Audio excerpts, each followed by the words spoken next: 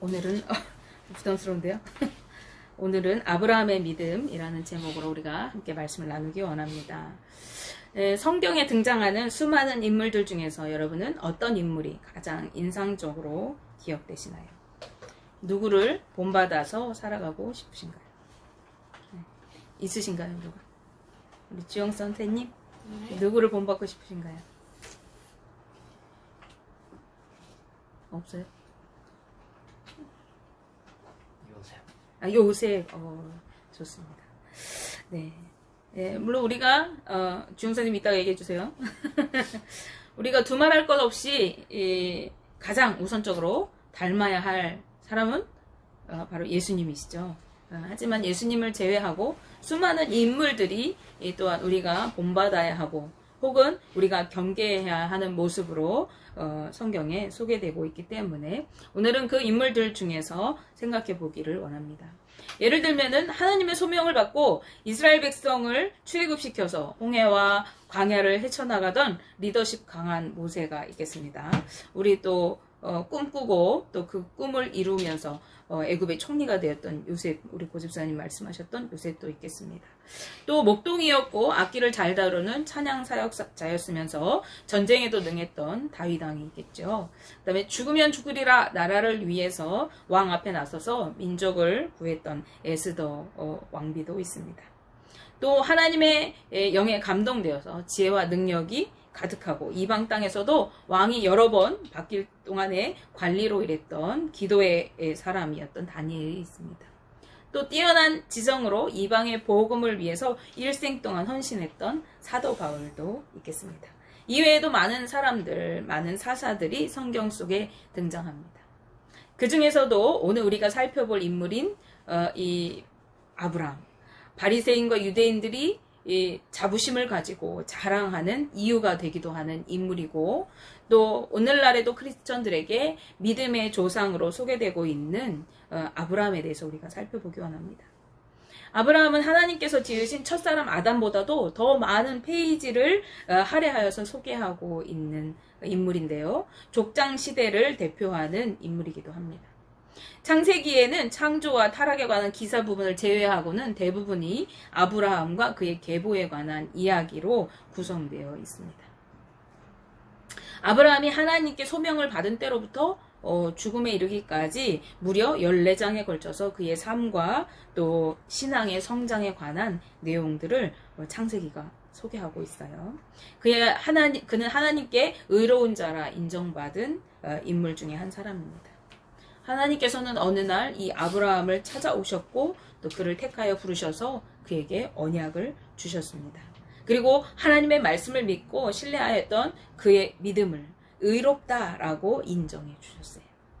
이것은 아브라함이 흠이 없고 의롭고 완벽한 그런 사람이기 때문이 아니라 말씀을 믿고 따르려고 하는 그의 모습을 하나님께서 인정해 주시고 싶어 하시고 그래서 기뻐하셨기 때문에 그의 그 믿음을 의롭다라고 인정해 주신 것이죠.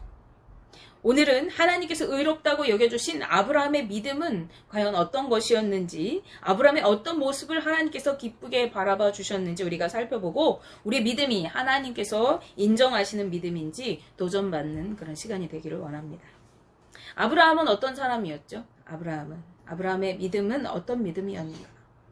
첫째로 그는요, 하나님의 말씀에 순종하는 사람이었습니다.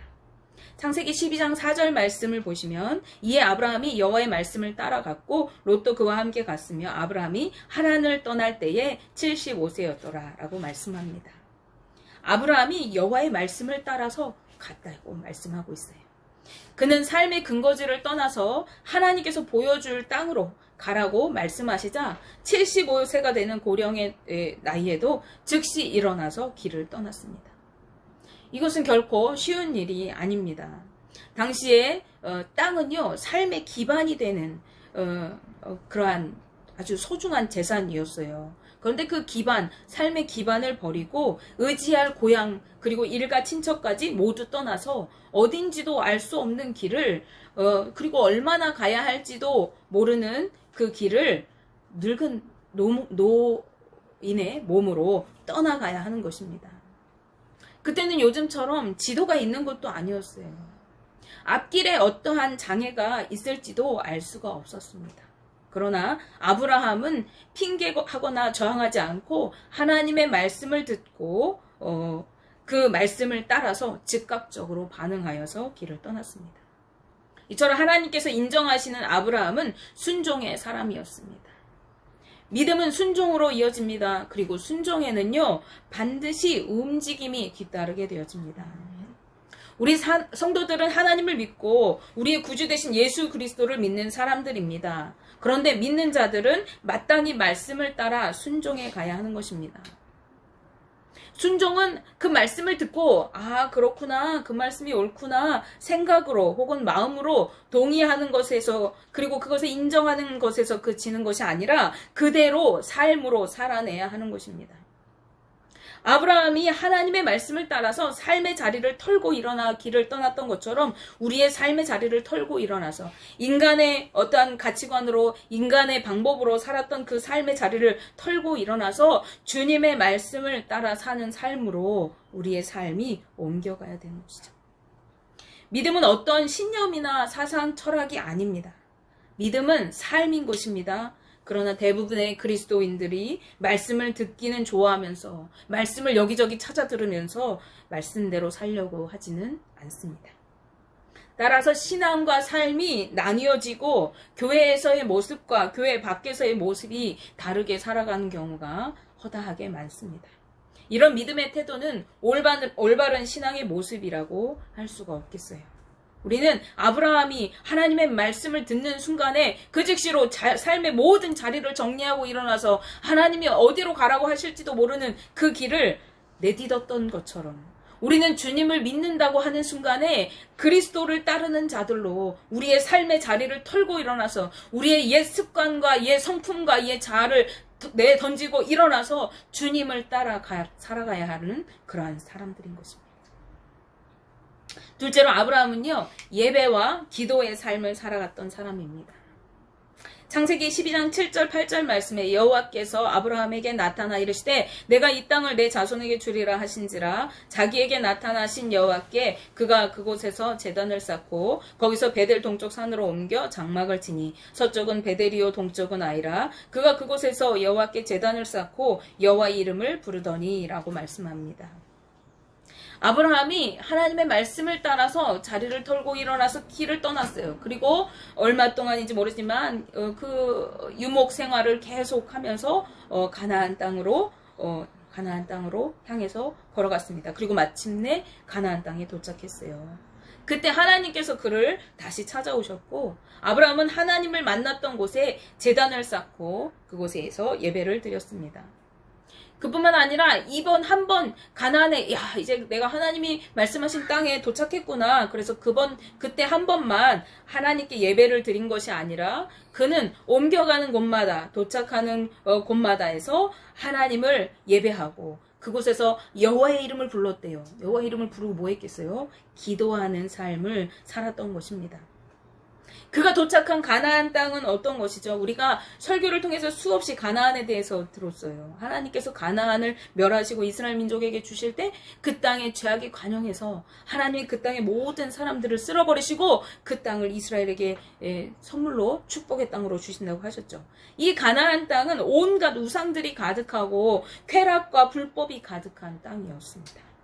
그렇지만 아브라함은 이 우상이 가득한 그 땅에서도 여호와 하나님의 이름을 부르며 기도하며 예배하는 삶을 살아갔던 사람인 것이에요. 믿는 자들이 마땅히 행해야 하는 모습이 바로 이것입니다. 우리는 우상과 불법이 가득한 세상 한복판에서 오직 하나님을 예배하고 기도를 쉬지 않는 삶을 살아가면서 믿음의 본을 보이고 하나님의 영광을 드러내야 하는 본문을 가진 사람들인 것이에요. 그런데 많은 그리스도인들이 굳이 내가 교회에 다니는 것을 밝히기 꺼려합니다. 밖에서 기도하고 예배하는 것을 또 전도하고 주의 복음을 전하는 것을 불편해하고 부끄러워하고 그래서 그것을 행하지를 못해요.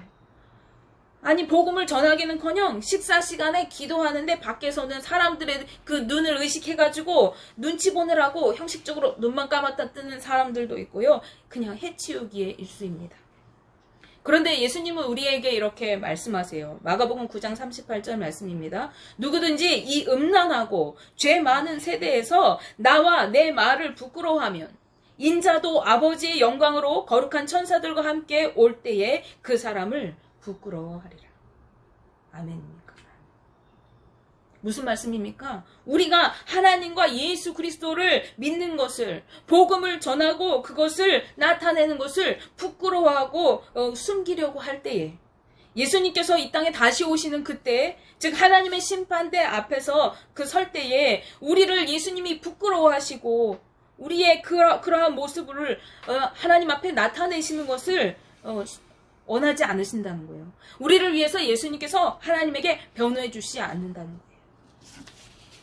우리를 위해 하나님께 우리 이 자녀는 하나님을 온전히 예배했던 자입니다. 이 사람은 정말 구원받아야 마땅합니다. 이렇게 변호해 주시는 분, 그래서 보혜사라는 명칭을 가지신 예수님, 또 성령님, 그분이 하나님 앞에서 우리를 부끄러워하신대요. 하나님 앞에 우리를 인정해 주지 않으신다는 거예요. 우리는 이 세상에서 더욱이 음란하고 죄악이 가득한 세상 가운데, 우상과 이단이 난무하는 세상 가운데서 하나님의 영광을 드러내고 예배하며 기도해야 하는 자들인 것을 잊지 말아야 합니다. 아브라함은 그러한 삶을 살았던 거예요. 그가 이방 땅, 알지도 못하는 땅, 하나님께서 가라고 하셔서 온 그 땅에서 수많은 사람들이 우상을 세워놓고 그곳에 예배할 때에 이 아브라함은 하나님을 위하여 제단을 세우고 그 하나님께 예배하고 하나님의 이름을 부르며 부르짖어 기도했다는 것입니다. 셋째로 아브라함은요, 상황과 환경을 바라보지 않고 오직 하나님만 신뢰하며 바라봤던 사람입니다. 창세기 15장 5절 6절 말씀에 그를 이끌고 밖으로 나가 이르시되 하늘을 우러러 무뼈를 셀 수 있나 보라. 또 그에게 이르시되 내 자손이 이와 같으리라. 아브라함이 여호와를 믿으니 여호와께서 이를 그의 의로 여기시고 또 그에게 이르시되 나는 이 땅을 내게 주어 소유를 삼게 하려고 너를 갈대아인의 우르에서 이끌어낸 여호와니라 라고 말씀하십니다. 이때는 아브라함이 가나안으로 이주해온 지, 그래서 정착한 지 10년쯤 되는 때였습니다. 하나님은 그를 창대하게 하고 그와 그의 자손에게 이 땅을 주시겠다고 이미 2번이나 약속해 주셨지만 아브라함에게는 아직까지도 자식이 없었고 그의 나이는 이제 85세나 되었습니다. 그런데 이때 하나님은 다시 한번 그의 몸에서 상속자가 날 것이고 하늘의 수많은 별과 같이 셀 수 없이 많은 자손을 너에게 주겠다라고 약속하십니다. 이쯤 되면 실망할 법도 하지 않습니까?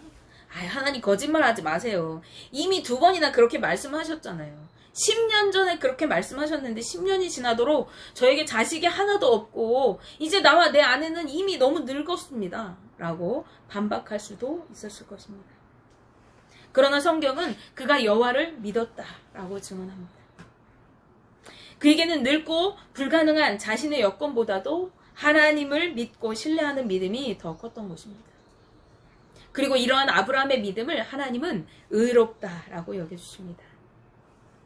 아브라함은 삶의 터전이 없이 어디로 가야 할지도 모르는 위험천만한 떠돌이 유목생활을 명령하시는 그 하나님의 말씀에 불안정한 삶의 환경보다도 하나님을 더욱 신뢰하여 기꺼이 길을 떠났습니다. 또 늙고 자신이 자식이 없이 85년을 살아오면서 출산에 소망이 없는 자신의 환경보다도 셀 수 없이 많은 자손을 주시겠다고 하는, 너로 큰 민족을 이루게 하겠다고 약속하시는 여호와 하나님을 더욱 신뢰하며 믿음으로 살았던 것입니다. 그리고 그 약속의 말씀을 끝까지 붙잡았습니다. 그리고 그가 100세가 되던 해에 마침내 약속의 씨인 이삭을 출산하게 되었습니다. 그것은 이 세 번째 하나님께서 자손을 약속하신 이후에도 15년이나 더 지난 후의 일입니다. 사도 바울이 이렇게 증언합니다. 로마서 4장 19절에서 22절 말씀인데요. 그가 100세나 되어 자기 몸이 죽은 것 같고 사라의 태가 죽은 것 같음을 알고도 믿음이 약하여지지 아니하고 믿음이 없어 하나님의 약속을 의심하지 않고 믿음으로 견고하여져서 하나님께 영광을 돌리며 약속하신 그것을 또한 능히 이루실 줄을 확신하였으니 그러므로 그것이 그에게 의로 여겨졌느니라. 아멘. 나의 상황은 지금 어때요? 내 몸은 죽은 것 같아요. 너무 늙어서 아무 쓸데기도 없는 것 같아요. 아내도 이미 태가 경수가 끊어져서 생리도 하지 않아요. 그런데 하나님께서 말씀하셨으니 반드시 주실 것이라고 그가 믿고 그 하나님을 신뢰하였더니 하나님께서 그 믿음을 그에게 의로 여기셨대요. 우리의 믿음의 사람들은 자신이 처한 상황이나 환경을 바라보는 것이 아니라 그것들 너머에서 일하고 계시는 하나님을 바라보며 그분의 말씀을 믿고 신뢰해야 합니다. 하나님의 말씀은 1.1획도 땅에 떨어지지 아니하고 다 이루실 것이라고 주님께서 말씀하셨기 때문입니다. 우리는 그분의 말씀을 믿고 인내하며 기다려야 합니다. 그런데 대부분의 사람들이 기다리지 못하고 실패합니다. 몇 번 기도해보고 안 되면 포기해버리고 기도의 자리를 박차고 일어나 버립니다. 하나님의 음성을 듣고도 어떤 일이 일어나지 않고 응답이 없는 것 같을 때에 잘못 들었나 보다. 내가 하나님의 음성이라고 착각했나 보다. 낙심하게 되고 쉽게 돌아서게 되었습니다.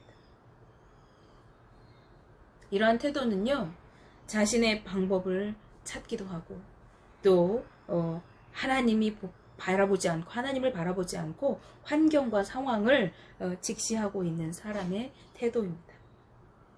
우리는 하나님께서 말씀하시면 즉시로 그 일이 일어나기를 바라고 또 일어나지 않으면은 하나님께서 잘못 말씀하셨나 보다. 내가 착각했나 보다. 내 기도는 안 들으시나 보다. 이렇게 생각을 합니다. 그러나 하나님의 때는 우리의 생각과 다를 수가 있어요. 말씀드렸다시피 아브라함은 처음 약속의 말씀을 받은 지 25년이나 지나서 약속의 아들인 이삭을 얻게 되었습니다. 노아는 홍수의 예고를 받고 100년이 넘는 세월 동안 방주를 열심히 지었어요. 그 후에야 하나님의 홍수의 심판을 보게 되었습니다. 모세는 민족을 구할 것이라고 하는 마음의 열정을 품었지만은 그가 40년 동안 광야에서 유목 생활을 하면서 자신의 모든 그 열정 그것을 다 소진한 후에야 하나님께서 그를 민족을 구할 지도자로 세우셨습니다.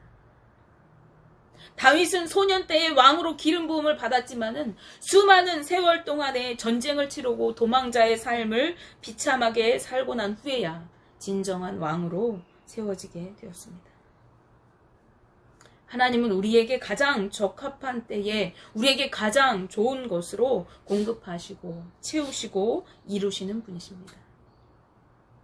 그러므로 우리는 주님의 말씀이 이루어지기까지 끝까지 포기하지 않고 하나님만 바라보며 인내해야 합니다. 흔들리지 않는 믿음으로 기도해야 하는 것입니다. 주님은 약속하신 말씀을 반드시 이루시는 분이기 때문에 그렇습니다. 아브라함에게 약속의 말씀을 주신 하나님은 예수 그리스도를 통하여 우리에게 다시 오실 주님과 영생의 삶을 약속해 주셨습니다.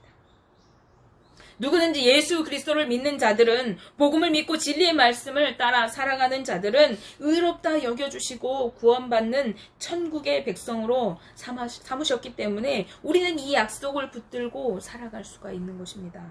우리는 그 약속을 믿고 살아가는 자들인 것이에요. 그래서 우리는 믿음의 자손입니다. 그래서 우리는 하나님의 백성입니다.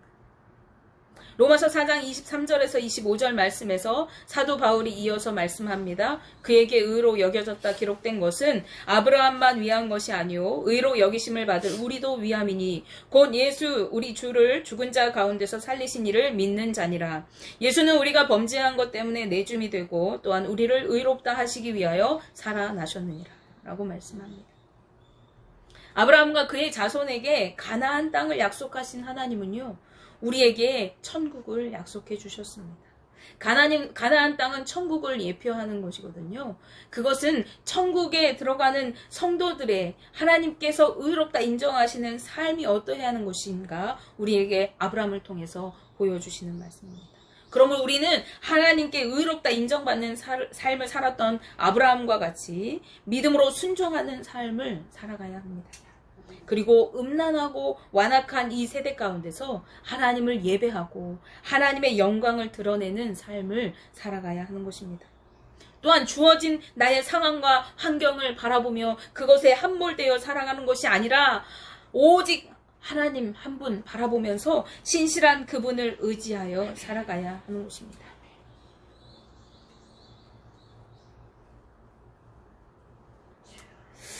우리는 흔들리지 않는 믿음으로 기도하며 인내하며 주님의 약속의 성취를 기다려야 하는 것이죠. 이것이 믿는 자의 삶입니다. 믿는 자들만이 살아갈 수 있는 삶인 것입니다. 진정한 믿음이 우리로 순종하며 살아가게 합니다. 진정한 믿음만이 어떠한 상황 가운데서도 오직 하나님만 예배하며 하나님만 바라볼 수 있게 합니다. 히브리서 11장 1절 말씀 우리가 잘 아는 말씀이죠. 믿음은 바라는 것들의 실상이요 보이지 않는 것들의 증거니라고 말씀합니다.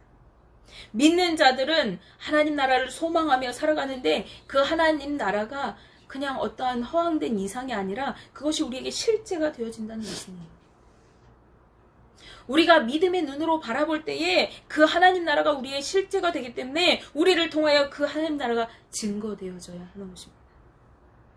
믿음만이 약속의 말씀이 우리의 삶의 실제가 되게 할 수 있는 것이에요.